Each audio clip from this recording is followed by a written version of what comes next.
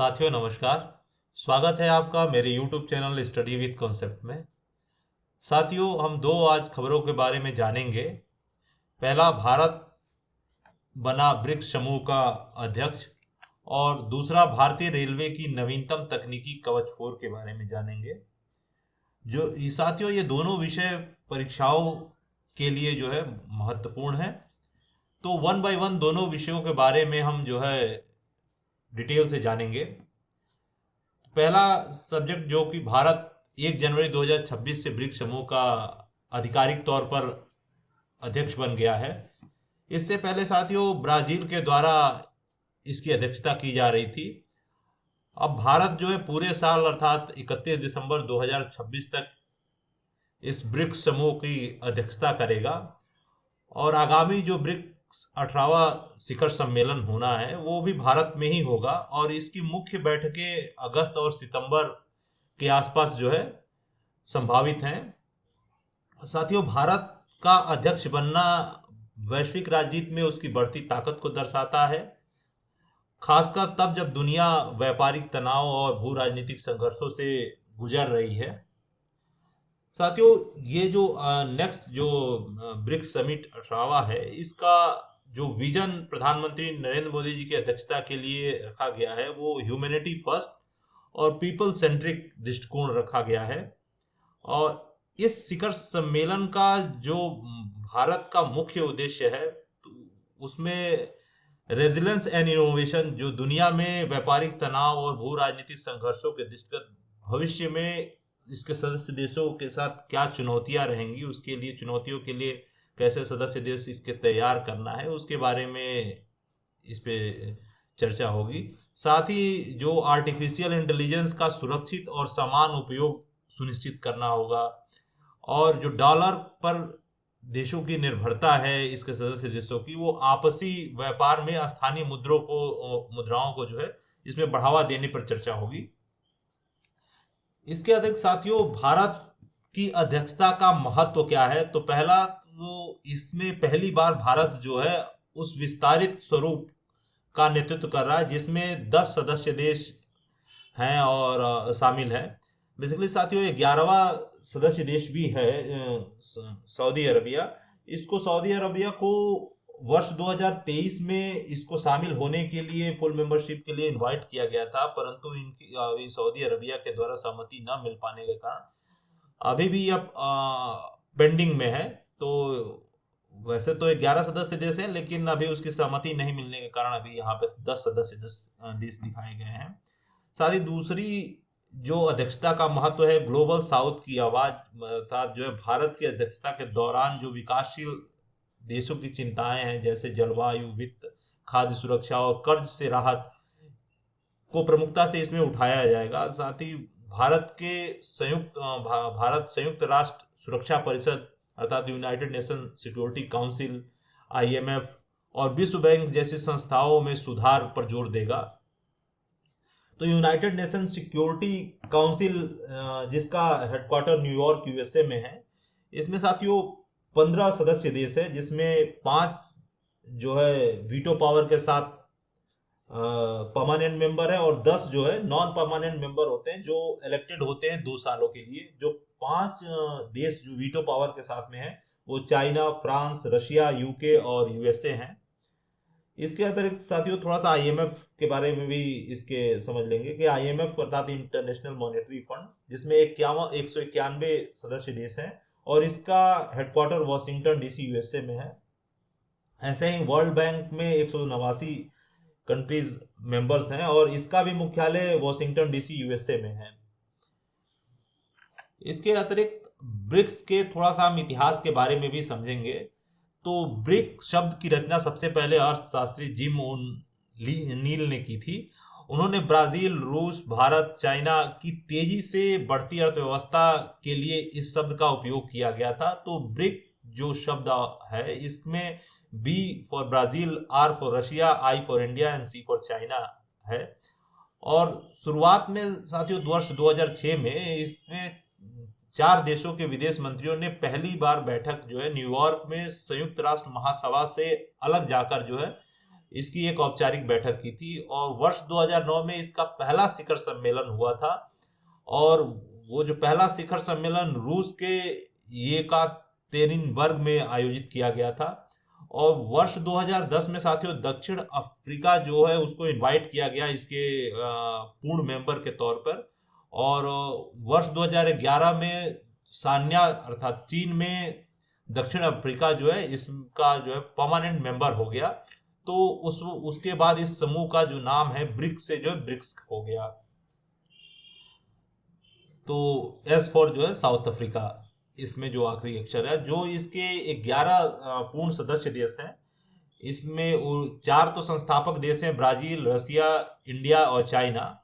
इसके अतिरिक्त south Africa जो वर्ष 2011 में शामिल हुआ, इजिप्ट, इथोपिया, ईरान और संयुक्त अरब अमीरात जो है वर्ष 2024 में शामिल हुए।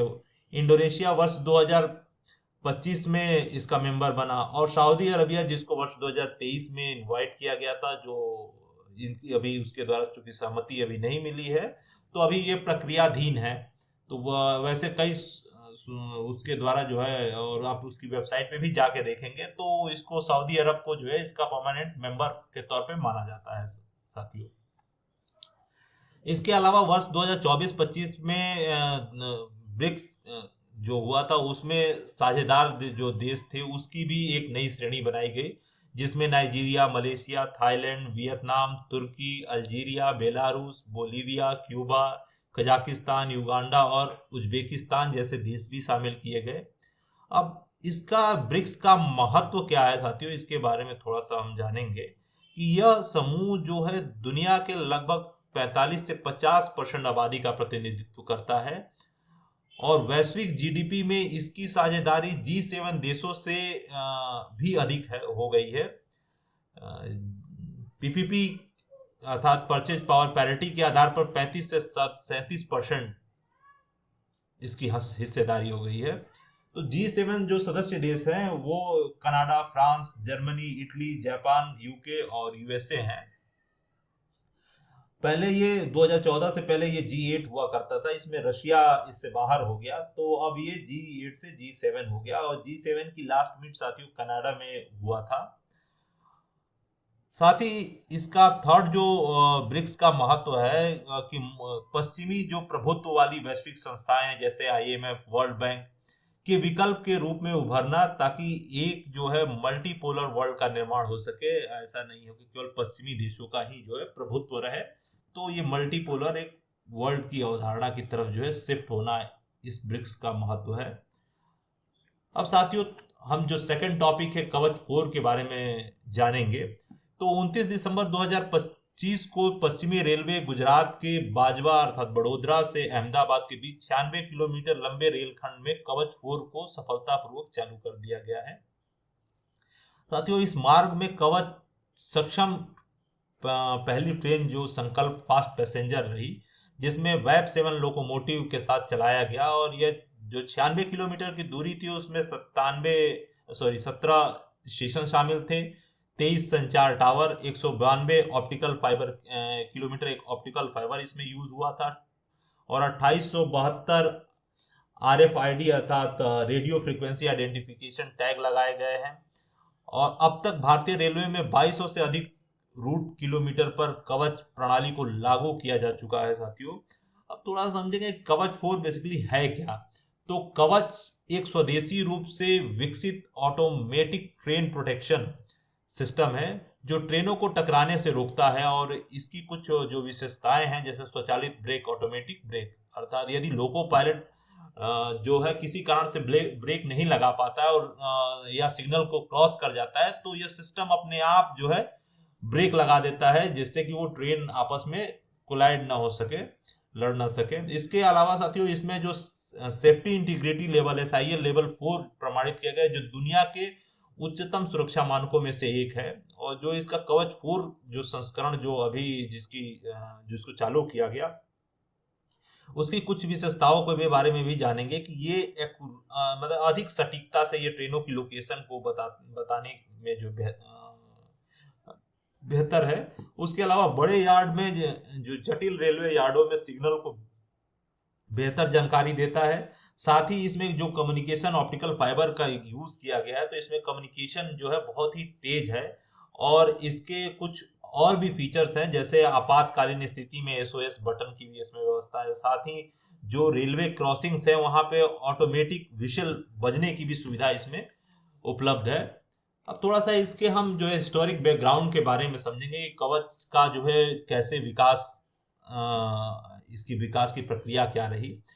तो कवच वर्ष 2011-12 में इसका आरडीएसओ जो है उसके द्वारा ट्रेन कोलिजन अवॉइडेंस सिस्टम के नाम से इसको शुरू किया गया, और वर्ष 2014 से 16 के मध्य इसको दक्षिण मध्य रेलवे में पहले फील्ड ट्रायल इसका शुरू हुआ।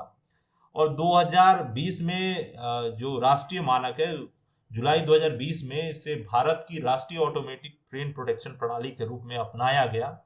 और इसका जो सफल प्रदर्शन था वर्ष 2022 में, जो रेल मंत्री अश्विनी वैष्णव जी के ने खुद एक लोकोमोटिव ट्रेन में बैठकर इसका हेड ऑन कोलिजन का ट्रायल किया, और जो कि सफल रहा, और जहां दो ट्रेनें आपस में टकराने से पहले ही रुक गई। साथ ही साथियों इसका वो जो वर्जन 4 है, इसकी भी मंजूरी 16 जुलाई 2024 को दे दी गई थी, और अब ये पूरे देश में बड़े पैमाने पे जो है इसको लगाया जा रहा है। और इससे आने वाले समय में साथियों जो एक्सीडेंट हैं वो ना के बराबर हो जाएंगे। तो यह साथियों आपको जानकारी कैसी लगी? यदि अच्छी लगी तो साथियों मेरे चैनल को लाइक और सब्सक्राइब करिएगा, और आप लोग अपनी परीक्षाओं की अच्छे से तैयारी करते रहिएगा। साथ ही अपनी परीक्षाओं की तैयारी से संबंधित विषयों पर हमारे चैनल से जुड़े रहिएगा। हम ऐसे ही आपके लिए अच्छी अच्छी जानकारी ले आते रहेंगे। धन्यवाद साथियों, नमस्कार।